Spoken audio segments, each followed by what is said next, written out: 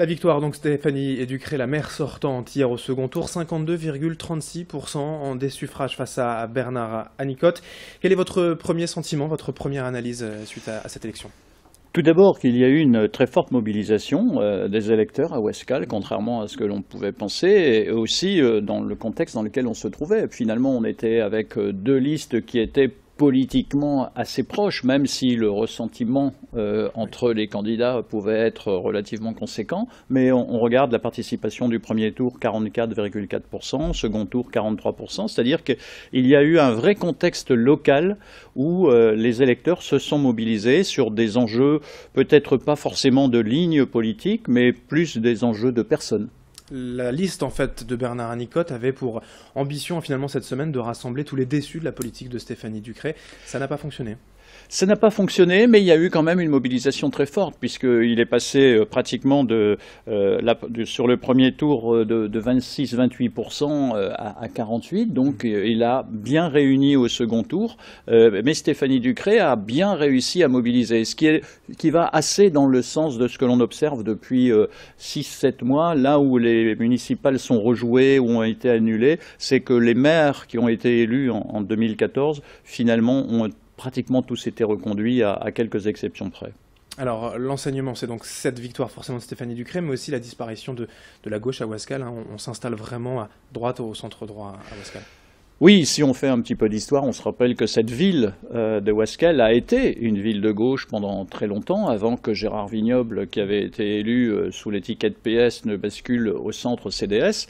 Et on voit combien aujourd'hui elle est installée dans ce centre droit entre deux listes, une liste UDI, LR et une liste divers droite, donc bien installée à droite. Et où on voit aussi que la stratégie de la gauche aujourd'hui est vraiment suicidaire, c'est-à-dire que cette incapacité à se réunir pour au moins exister au second tour a été impossible à Ouescal, et résultat, il y a une disparition totale de la gauche, et comme il y a d'ailleurs une disparition du candidat FN. Oui, on va y revenir. Juste pour revenir sur la gauche, elle n'a pas réussi à se rassembler, mais même si l'on prend les diverses listes de gauche ensemble, ça n'atteint même pas 10%. Même en se rassemblant, ils ne pouvaient pas aller au second tour, quoi. Oui, parce que cette division aujourd'hui devient inaudible. C'est-à-dire que lorsqu'il y a vraiment un acteur qui a une capacité à mobiliser et à parler, je dirais, d'une seule voix, il devient audible. Lorsqu'il y a confusion d'acteurs, multiplicité d'acteurs, le message devient complètement imperceptible et ne provoque plus de réaction de la part des électeurs.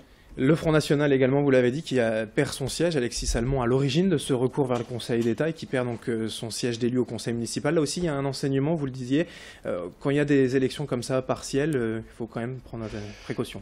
Oui, quand on revient vraiment sur les enjeux du terrain, on s'aperçoit que le Front National a du mal. Il y a aussi ce contexte un petit peu national et régional dans lequel on est et où il faut relativiser les choses. Il faut se rappeler les élections départementales de mars dernier. Tout le monde a oublié que 8 jours avant ces élections, avant le premier tour, on annonçait un basculement. Tous les sondages donnaient basculement des départements de l'Aisne et de la Somme au Front National, et on a constaté que le jour de l'élection, le résultat n'était pas celui-là. Donc il faut, même si le Front National aujourd'hui est évidemment un parti très important, même si l'audience et la personnalité de Marine Le Pen est très déterminante, le comportement des électeurs le jour de l'élection n'est pas encore celui des sondages. Et donc il faut faire attention et se méfier des sondages. Et pour le Front National, c'est encore la difficulté, mais c'est aussi le problème de la droite. Finalement, ce scrutin à Ouescal, il y avait un enjeu pour les scrutins à venir également, pour les régionales, et des enseignements à tirer, c'est ça ?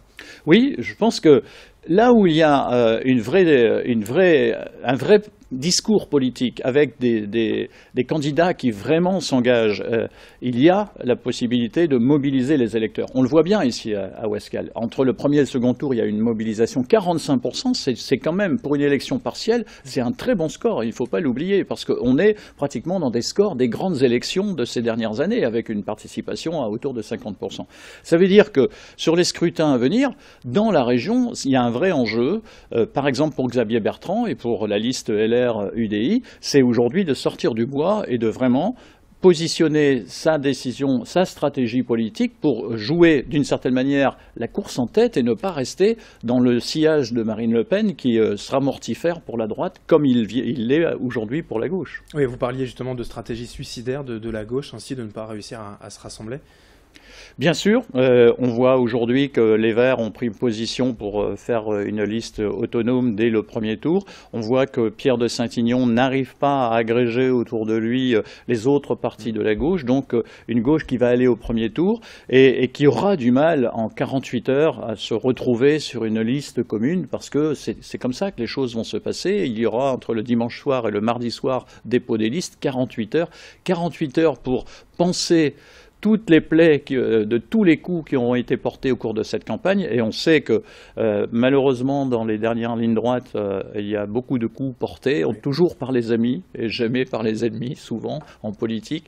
Ça va être très compliqué pour la gauche. Bon, encore beaucoup d'actualités donc à suivre à propos de cette politique et donc à la suite de ce scrutin partiel à Ouascal.